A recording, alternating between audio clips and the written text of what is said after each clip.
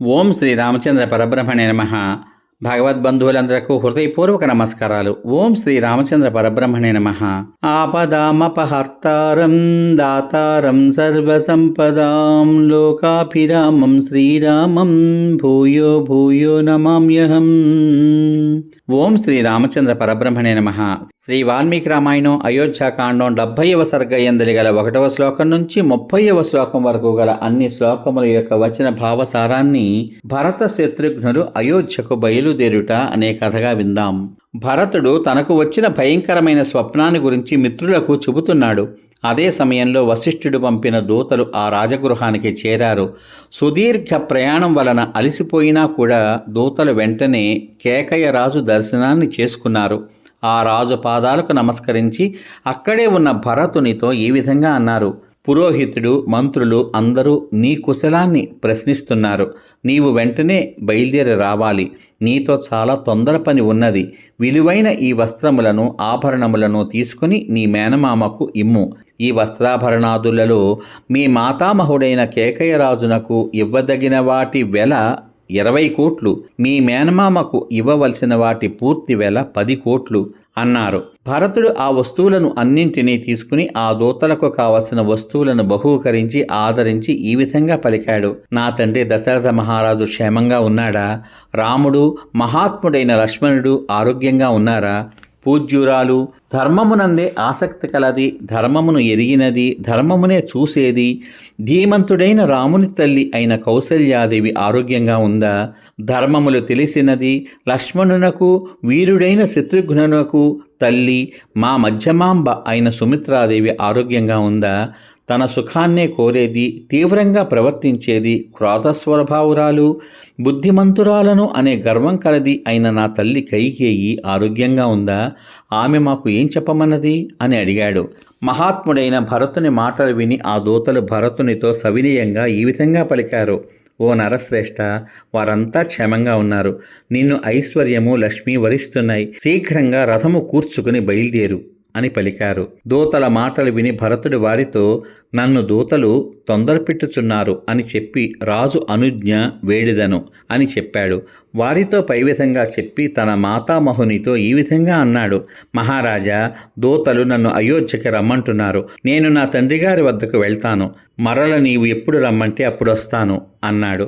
మాతామహుడైన కేకయ్య రాజు భరతుని మాట విని అతని శిరస్సుపై మూర్కొని మంగళకరమైన వాక్యాన్ని పలికాడు: నాయనా, నేను అనుజ్ఞ ఇస్తున్నాను, వెళ్ళు.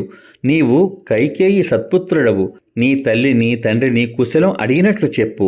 పురోహితుడైన వశిష్ఠుని, ఇతరులైన బ్రాహ్మణోత్తములను, మహాధనుర్ధరులైన ఆ సోదరులు రామలక్ష్మణులను కుశలం అడిగాను అని చెప్పు అని పలికాడు. కేకయ్యరాజు ఆ భరతునకు ప్రేమపూర్వకంగా శ్రేష్టమైన గజములను, రంగురంగుల కంబళ్లను, మృగ చర్మములను, ధనమును ఇచ్చాడు. 2000 బంగారు కంఠహారాలు, 1600 అశ్వములు అను ధనాన్ని బహూకరించాడు. అశ్వపతి ఆ భరతునకు ఇష్టులు, విశ్వాసపాత్రులు, సద్గుణవంతులు, సర్వదా సమీపముననే ఉండదగిన వారు అయిన అనుచరులను ఇచ్చాడు.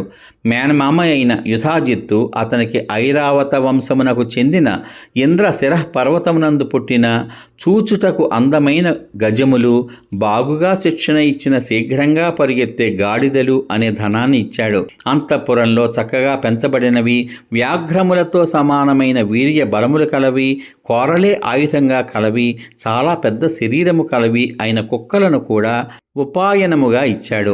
అయోధ్యకు వెళ్లే తొందరలో ఉన్న కైకేయి పుత్రుడగు భరతునకు తన మాతామహుడిచ్చిన కానుకలు ఏవీ ఆనందం కలిగించలేదు. దూతలు తొందర పెట్టుటను పట్టి తాను చూసిన స్వప్నము చేత ఆ సమయమున అతని మనస్సు చాలా చింతాక్రాంతమై ఉన్నది. శ్రీమంతుడైన ఆ భరతుడు నరులతోనూ గజాశ్వములతోనూ నిండిన సువిశాలమైన తన గృహాన్ని దాటి శ్రేష్టమైన రాజమార్గంలో ప్రవేశించాడు.